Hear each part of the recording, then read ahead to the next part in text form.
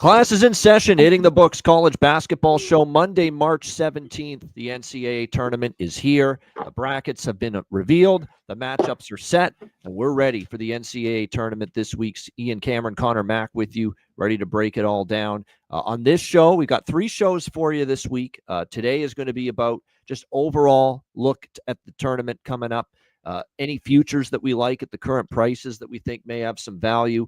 And then we'll do just quick hitters, anything side or total that we like on the Tuesday and Wednesday NIT and CIT tournament games, the secondary tournaments that are taking place. And then we'll wrap up the show previewing the first 4 NCAA tournament games on Tuesday and Wednesday. And then we'll wrap up the show tomorrow. We'll do the Thursday NCAA tournament games. And then Wednesday, we'll do the Friday NCAA tournament games. And of course, we'll be off Thursday, Friday as the tournament goes on. We won't be doing shows, obviously, with the tournament ongoing. So let's get into it. First of all, reactions to the field and the selections. And, we'll be brief because I'm just going to repeat what 99% of college basketball fans, people that watch the sport throughout the season, and anyone with a brain has already said, and that's that West Virginia got royally screwed. There's no question about it, and it's an absolute atrocity and disgrace that North Carolina is in the tournament. It's absolutely absurd that they got in with one quad one victory. And I hear they're getting rewarded for strength of schedule. How about winning some of those games? I couldn't give 2 shits that you played a bunch of tough teams. You actually have to win some of the games, and they didn't do that other than a neutral court win at Madison Square Garden against UCLA, and what was a horrible travel spot for UCLA. It's the only good quality win against a tournament team that North Carolina had. And then, of course, you find out when you watch the Selection Sunday show that the man who was in charge of it was Bubba Cunningham. He was the chairman of the selection committee this year for the NCAA tournament, who just happens to be the North Carolina athletic director. No conflict of interest, I'm sure. And then I'm seeing him flapping his gums and spewing this bullshit yesterday about, I wasn't in the room when we made this decision. Yeah, like as if you don't talk with your committee members when you're not making those final decisions about what to do with North Carolina. I mean, do you really think we're that stupid, man? Do you really think we're that dumb to not think that you had some kind of influence on North Carolina getting in that tournament? I feel horrible for West Virginia, CMAC. I feel horrible for Boise State. Boise State had some good non-conference wins. They beat St. Mary's. They beat Clemson, 2 tournament teams in the field. That's more than North Carolina did throughout the course of the season. They kind of got screwed. I'm not a big Indiana fan of what they did this year. You could have even made a case they should have gotten in over North Carolina, but there is zero case to be made. None. Zero.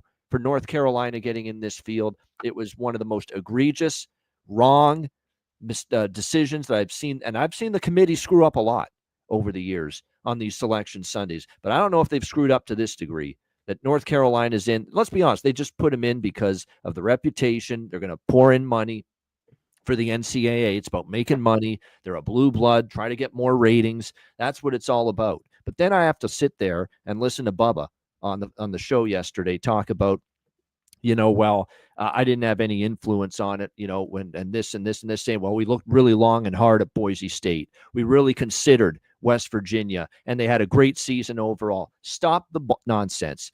I would have more respect for that guy if he came out and said, you know what? I'm the North Carolina AD. I'm the chairman of this selection committee. I'm running the show, and I'm putting UNC in.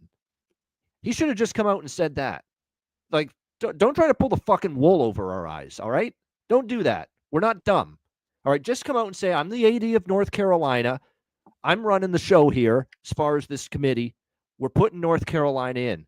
That's it. Be honest at least. Be honest at least, because to lie and try to cover up the corruption is not the way to go about it.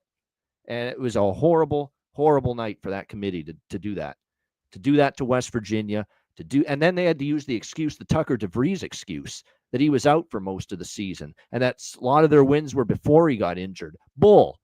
He was injured in November. Early in the season, they played most of the season without him. And without him, they won at Kansas, a tournament team. They beat Iowa State, who's a 3 seed in this tournament, without Tucker DeVries. That's 2 wins right there, more than North Carolina got against tournament competition. I couldn't believe the corruption here. and I feel awful for the West, and I have no dog in the fight here. I'm not a West Virginia alum, CMAC. You would think No? me being this upset that, I'm a West. I just want this to be done right. I just want this to be done fairly. This is a spit in the face of anybody that watches games start to finish to put North Carolina in this tournament over West Virginia and Boise State. It's time we change who's part of the selection committee, CMAC. I'm seeing this movement getting stirred up on social media, and it's the right way to go. It's time to get some bracketologists in there to be the selection committee members. It's time. No more ADs. No more people that don't watch the sport for half the season or tune into the Sun Belt or the MEAC or all these lesser conferences. Let's get people that actually study this shit and study the brackets and watch the games year in and year out making these decisions. That's enough. That's enough of this nonsense, CMAC, Well with said. these committee members. That's my piece. I've said it. Mic drop. Yeah, I got nothing to add. You killed it there.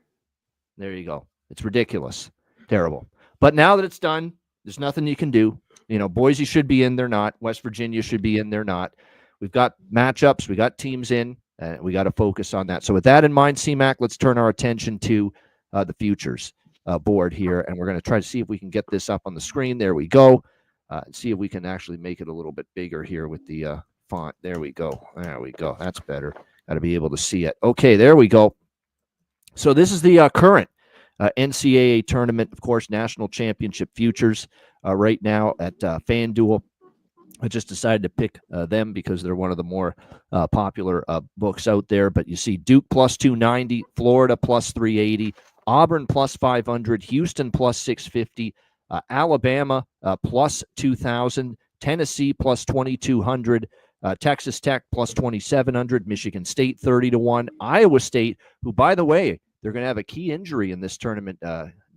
Gilbert is already been ruled out for this tournament for Iowa State, so that's a big loss for them. St. John's 33-1, Arizona 38, Gonzaga 41, Maryland 55, Kentucky 60, Wisconsin 65, Missouri 70, Illinois 70, and on we go down the list.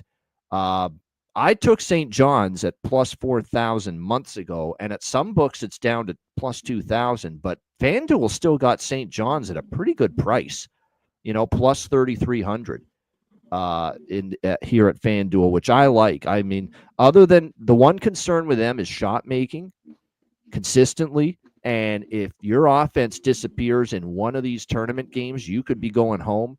Regardless of how well you defend, regardless of what kind of rebounding prowess you have, and St. John's is great. So that does concern me.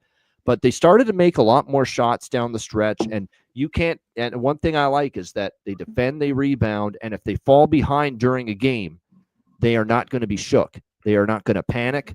They have shown the ability to come back after a slow start over and over again, and that's a credit to Rick Pitino, I think, in his coaching for instilling confidence. So I still think they're a great bet at 33-1, St. John's to win it all. Michigan State, albeit they got tripped up by Wisconsin in the semifinals of the Big Ten tournament, but 30-1 price on them is not bad. I don't mind Texas Tech with a very good coach and a very good defense, and Grant McCaslin's a very good coach, 27-1 as far as they are concerned. I can't touch Tennessee. I'm sorry. Tennessee had a nice little SEC tournament run, but Rick Barnes in this tournament is almost like lighting your money on fire, betting Tennessee to win. So I can't touch them at 22-1. Look, Duke, Florida, Auburn, and Houston, CMAC, they're all very capable of winning this tournament. Florida looks like the best team right now with the way they played in the SEC tournament, but of course only plus 380. Duke will have to see if Cooper Flagg is ready to go for the first round tournament game, plus 290. Auburn plus 500. I'd be leery because they did not finish the season strong. Are they going to be able to flip that switch one more time? I think of the top four, CMAC, Duke, Florida, Auburn, Houston. If I were to bet one of those top four favorites, I'd take a shot with Houston. They've been close. They're plus 650. It's a little bit of a better price than the other three teams. They've been knocking on the door. I'd maybe take a chance on them. But futures market for the tournament, as of right now, as of the current prices, CMAC, is there anything that stands out to you that might be worth a bet that has some value? I don't have anything really to win at all. He talked about like Auburn kind of playing, lost a few down the stretch. And what do we get? They give them still the overall number one seed. You know, we've seen teams after they got bounced last year right away, like they did to Yale, kind of crumbled late, come back and play really well or even win it all. So can Auburn kind of do that here at the end of the year that faltered? I mean, I like Houston. Can they hit the shots? Like you talked about, it's just year after year, they've been right there, Elite Eight, Final Four. I'd like them. You know, I still don't know in the end if they can. I think they're going to run up like a team that's going to be red hot from the field, and they're going to get them. They're not going to be able to hit shots and free throws, and that's going to hurt them. Final Four, though, I thought St. John's is a nice number. I'm more looking at that. You know, I think you can put a few bucks on to win it all, but like plus 700 still, I think you can even get a better number for St. John's. I like them. I don't know if they win it all. Talk about another team, not the best shooting, but they're just tough team, tough defense, hit the board. So I think they could win the West in that one. And in the South, what I wanted to hit on with Auburn in there, Michigan State, right? The 2 seed there. Plus, they're right at about the same number, plus 650 to go to the Final Four. You know, Auburn having trouble in that bracket. We have Michigan. We'll get to that. We can touch on it later. We're doing it later or tomorrow, but I think that's kind of wide open, the South. Oh, I'd much rather have Michigan State to win that region right now than Auburn. Remember, Auburn lost to Yale in the first round of the tournament last year. Yeah, that's what I just said. Yeah, remember? They crumbled, lost, gave up like a 10-0 run, lost by 2. So do they bounce back from that after playing bad? Like we've seen teams, or they're kind of stumbling here again?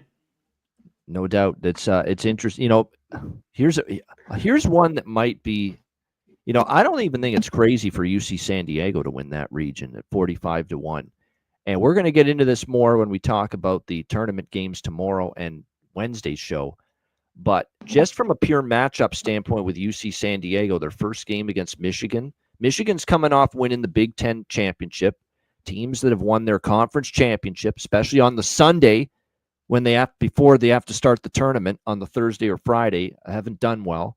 And they got to travel as well, Michigan, all the way, I believe, to Denver is where their first round game is going to be. And they turn the ball over like crazy, Michigan. And UC San Diego, one of their strengths is forcing turnovers. They're elite at forcing turnovers. And Michigan has had trouble handling the basketball. And they've treated it like, so just from a matchup standpoint, it works out well for the Tritons as well. So, and they are a very talented team. They're super talented, but Michigan should be able to pound them inside. I think they can beat them up on the boards. Yeah.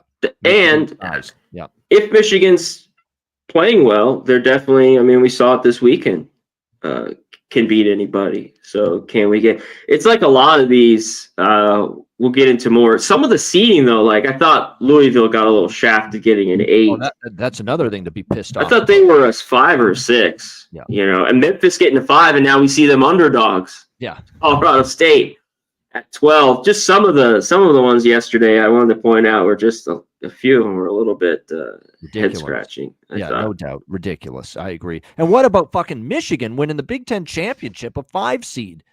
I guess winning a conference championship doesn't matter.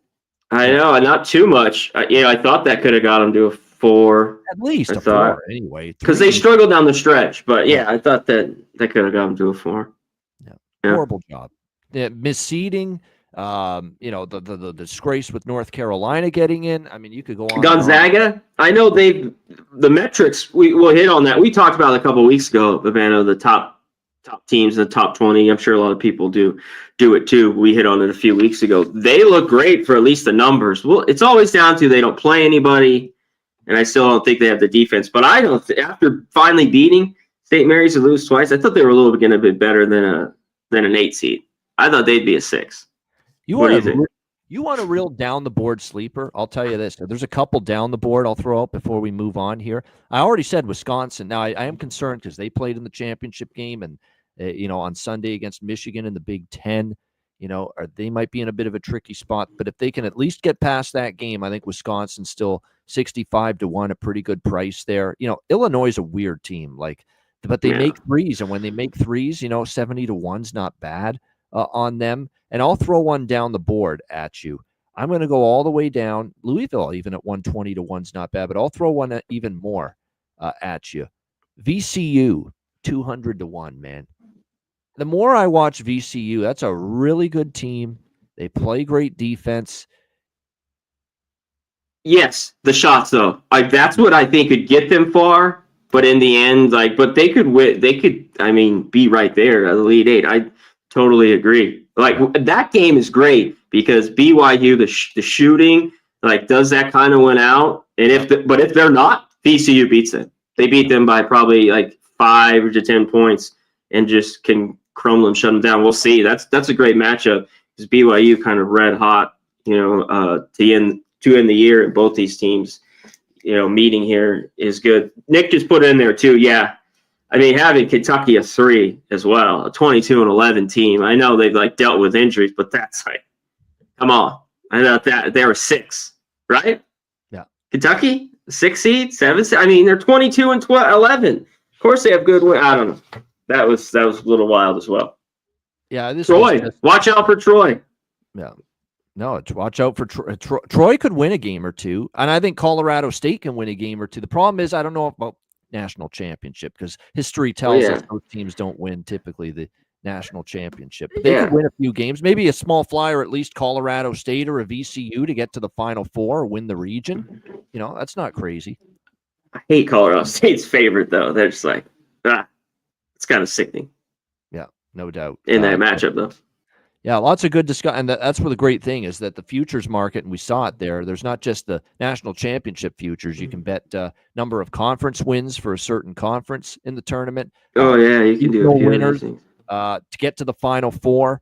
There's different ways to go about it as far as the futures market, which is great. So you have a lot of good different options, no doubt. All right, we're going to just do some quick hitters here as far as the Tuesday and Wednesday NIT and CIT. Okay, Tuesday NIT, we've got, I believe, 7 games on Tuesday. We're not going to go through game by game on these because these are just, to me, the handicap is I'm not diving into the matchups and the X's and O's here, CMAC, with NIT and CIT stuff. This is about scheduling. This is about location. This is about motivation. This is about, situationals. I'll throw one out there for you that I really like for Tuesday's NIT. I think Chattanooga is going to beat Middle Tennessee State. I like Chattanooga. That Southern Conference is historically undervalued. Those are really good basketball teams. I know Chattanooga was the 1 seed in that conference tournament, and they got picked off. They've had a lot of time now to kind of get over it, and shake it off. Meanwhile, Middle Tennessee State, they just went to the semifinals of the Conference USA tournament last Friday and lost a heartbreaker there. They had to play a shit ton of basketball back-to-back days. It could be a trickier turnaround here for the Blue Raiders, and I actually think Chattanooga might be the better team, and I think they're capable of going on the road, winning that game, because who knows what the environment and the crowd is going to be like, for some of these NIT home games. So Chattanooga's a spot I like on Tuesday, plus 2.5 against Middle Tennessee.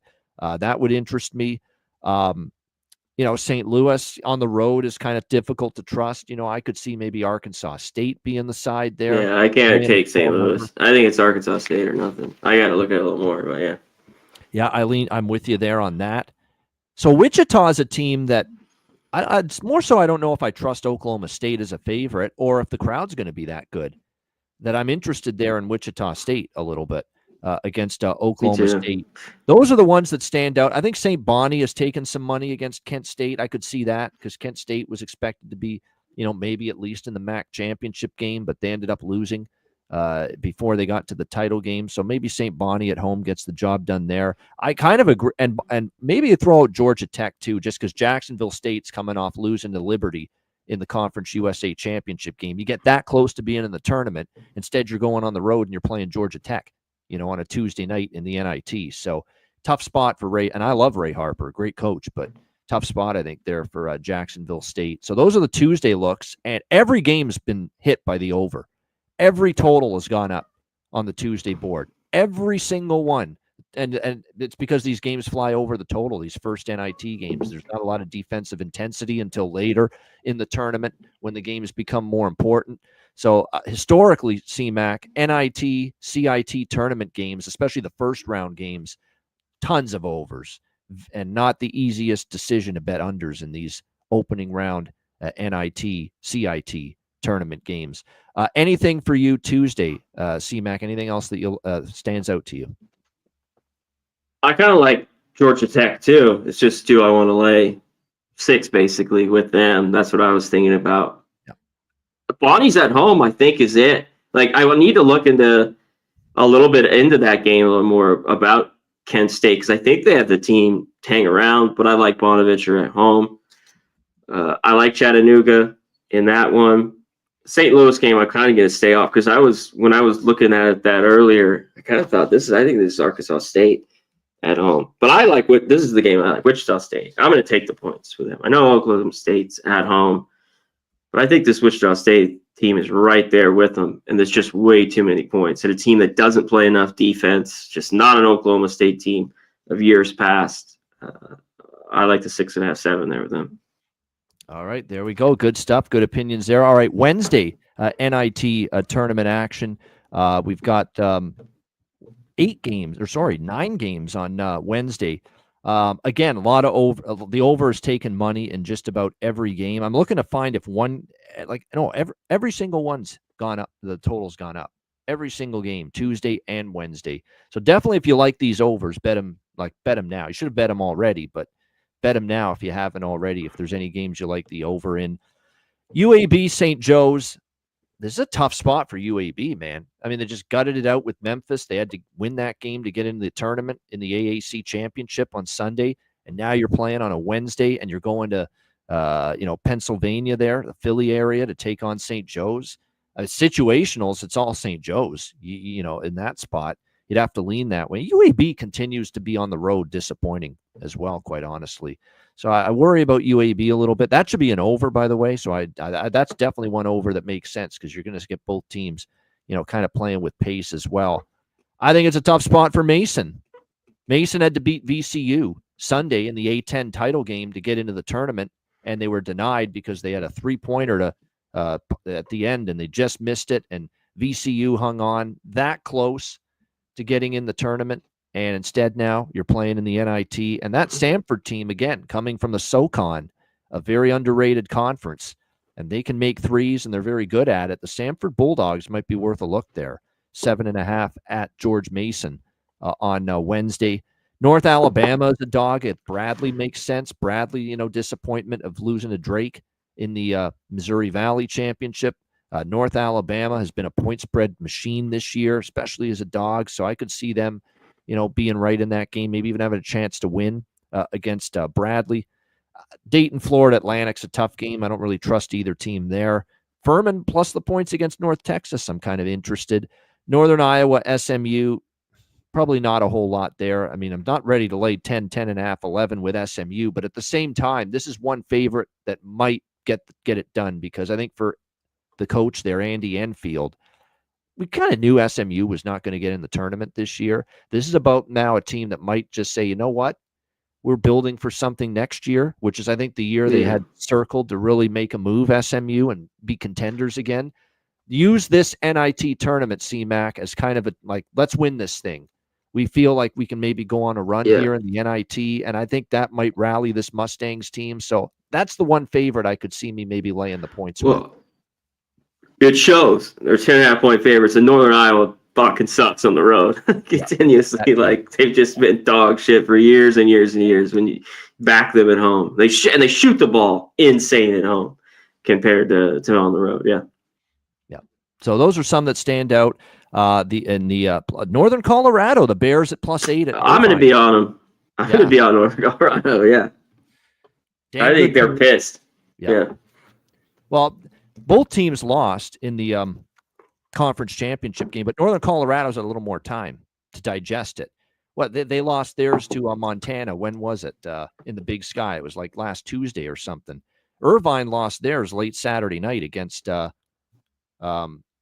You see San Diego just down the San road Diego, from yeah. at the Lee's Forum there, right down the These street. form got blown out in the second half.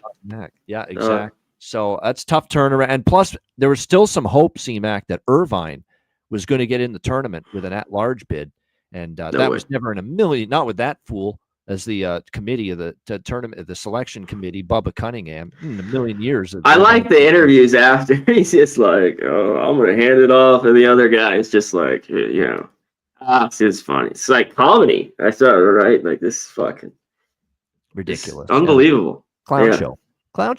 That's what it was. It's 100% clown show. And then the last two, Utah Valley, San Francisco, and Loyola Chicago, San Jose State.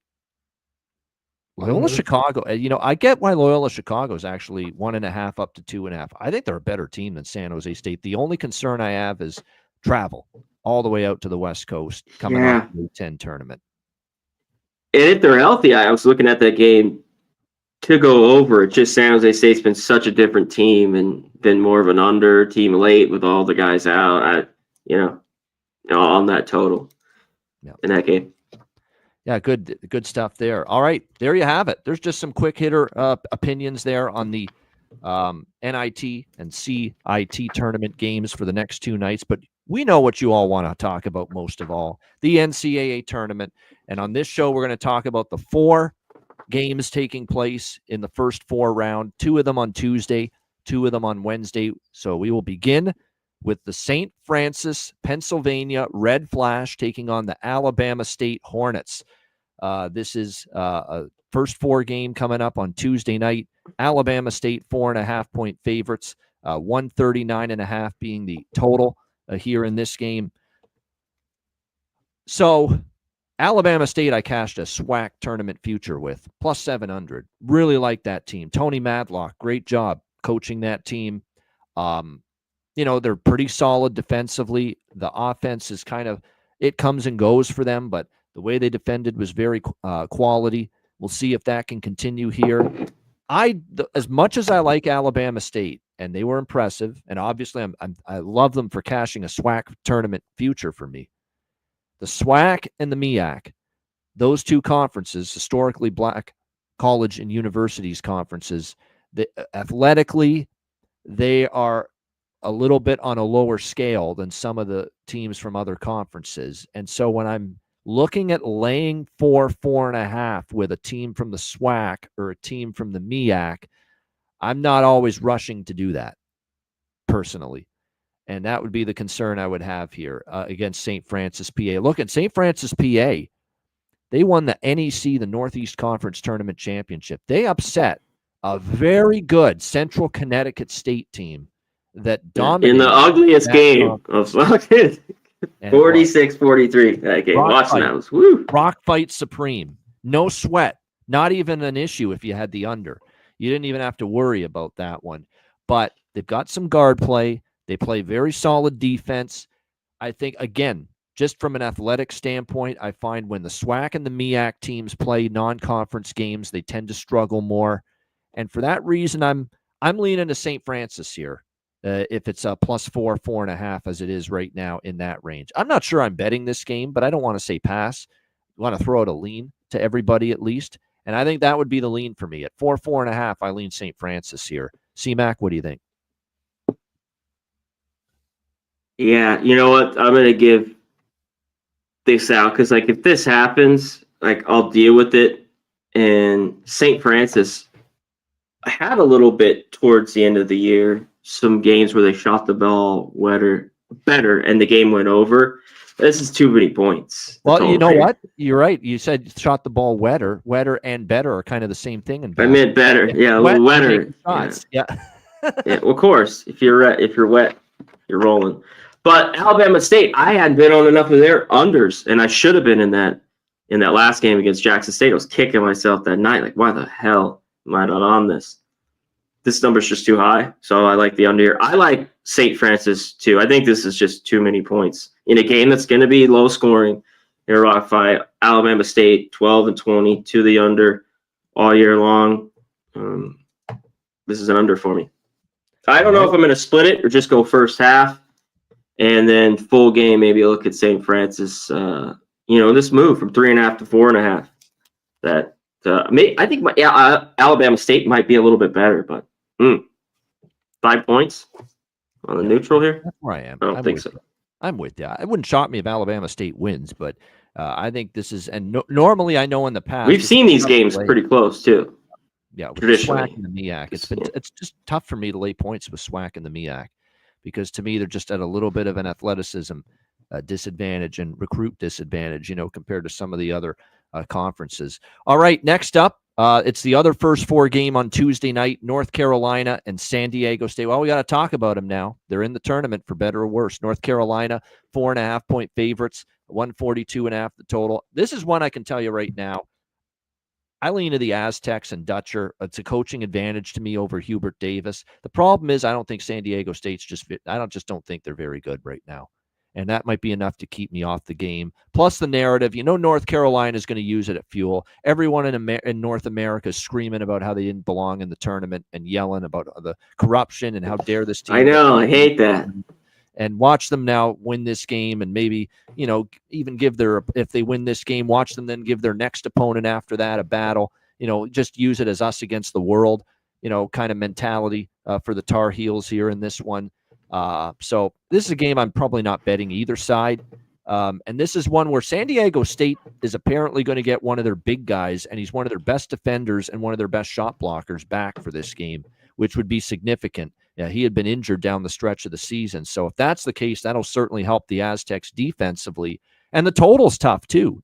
Where North Carolina is going to play fast, and I kind of lean over with them, but San Diego State's kind of the opposite. Not an offensively fluent team. And if they get their best shot blocker back, which apparently they will for this game, that's certainly going to help them defensively. So I think you can make a case over or under for this one. But I would still lean to the Aztecs in the points. C-Mac, what do you think? Yeah, and we're going to see it in the other games we're going to touch on. They didn't get their ass kicked, but that second half against Boise was just awful. Just one of those bad halves where they couldn't make a shot. They're up by 5 at halftime, and they lose by 10, only score 52 points. Yeah, they're going to need just a little more help. We talked about from all these guys all year, and they're just not the best shooting team. I mean, of course, you have Boyd. He's got to be big, like he's been all year long. But then there's just this rumble of North Carolina, all this bitching, and they've been playing their best basketball the last month of the year. I hate that because I think San Diego State could stay in this game for sure. No doubt. All right, next up as we continue along here, we turn to Wednesday and the first 4 games taking place. The first one being the Mount St. Mary's Mountaineers. And boy, were they ever good to Connor Mack and yours truly. I was on Mount St. Mary's a bunch in that Metro Atlantic tournament. I also cashed the future plus 900 with them to win the Metro Atlantic, and they were able to do that. And now here they are taking on American University here in the first 4. American 2.5-point favorites, 132.5 the total here in this game. I'm not betting against the Mount. They've been too good to me. They're catching 2.5 here. American is one of those teams. They've got a nice little mix of some perimeter shooting, size down low. They defend very well. They play at a very slow pace. And Mount St. Mary's is one of those teams that started the year playing very fast and the defense not being so great. Well, down the stretch, Mount St. Mary's started slowing the pace down, and their defense has played a lot better. Their defense was nails throughout that Metro Atlantic tournament run to winning the championship. I mean, they played outstanding defense, Mount St. Mary's. And what a coaching job by Donnie Lind, the first-year head coach of this Mount St. Mary's team, because this was picked to be middle of the pack at best in the Metro Atlantic this year. And they ended up winning the conference tournament championship. And now here they are in the NCAA tournament. So I'm kind of biased because they've been good to me, and they've cashed a lot of ATS winners for me. They cashed a conference future for me. I'm not going against them.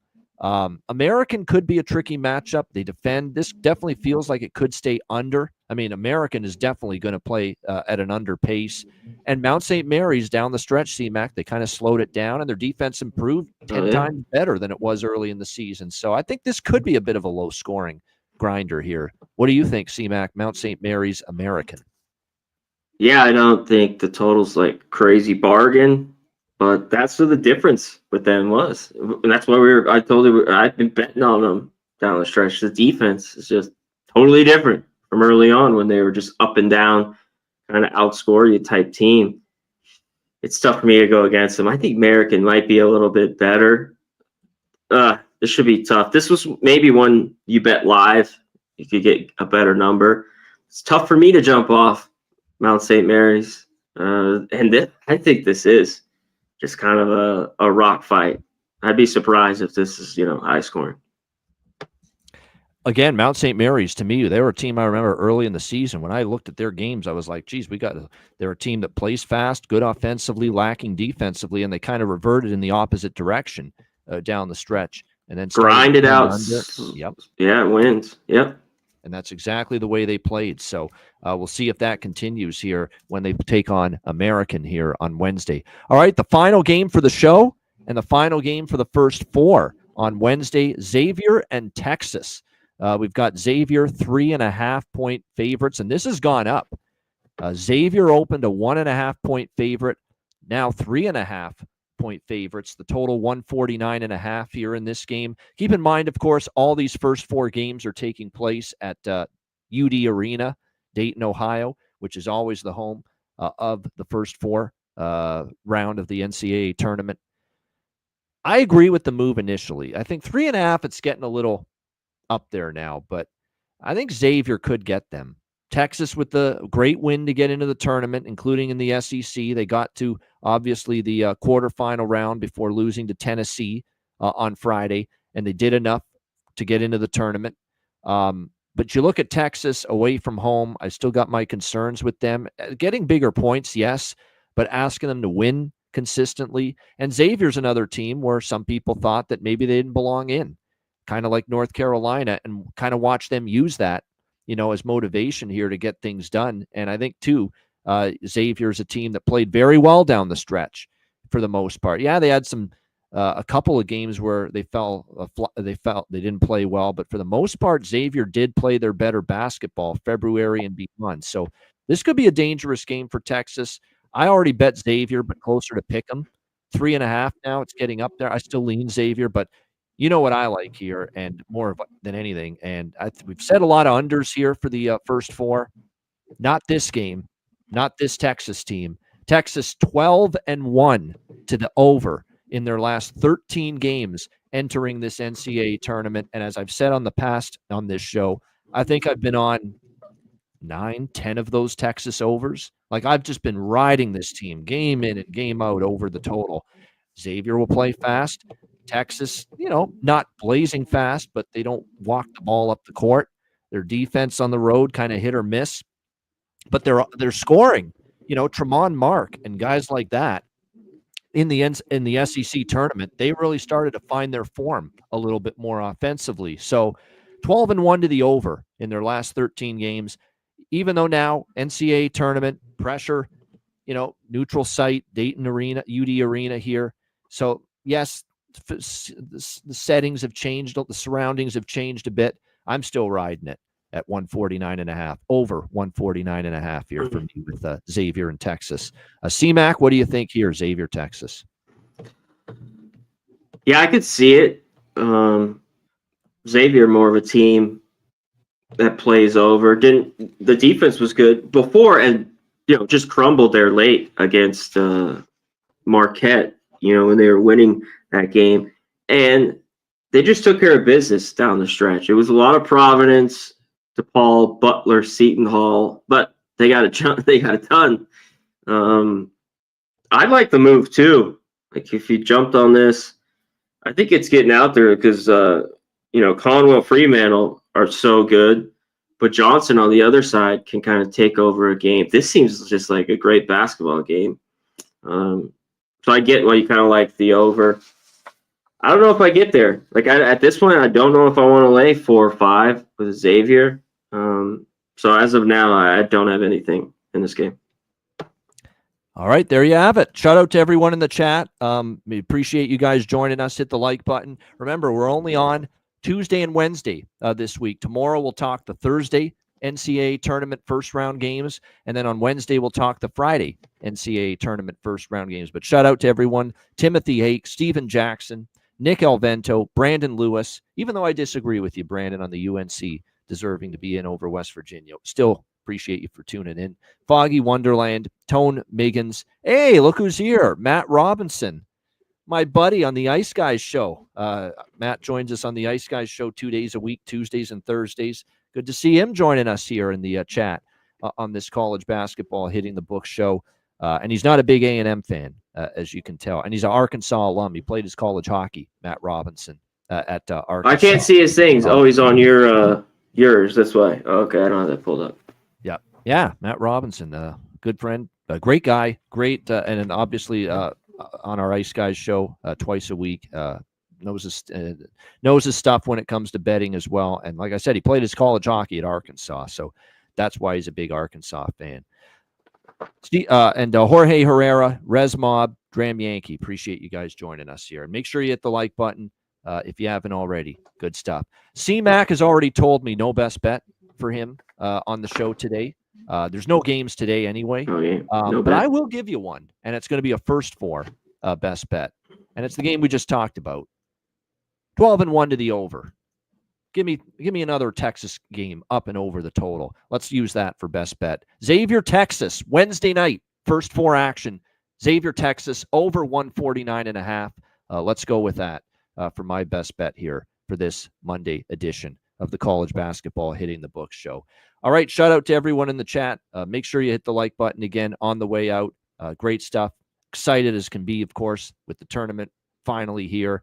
Can't wait for the games to get going. A reminder, we're going to be back with you tomorrow and Wednesday this week, same time, 5 p.m. Eastern, 2 p.m. Pacific. Hope you join us for those 2 shows as well. And then no show Thursday, no show Friday, but we will be on with you on the weekend, Saturday and Sunday, at 11 a.m. Eastern, 8 a.m. Pacific, to talk about the round of 32 games on both Saturday and Sunday morning. For Connor Mack, I'm Ian Cameron. Have a great Monday night. Enjoy the games, and good luck. We will be back with you tomorrow on Tuesday, 5 p.m. Eastern, 2 p.m. Pacific, for another edition of the College Basketball Hitting the Books show. Until then, class dismissed.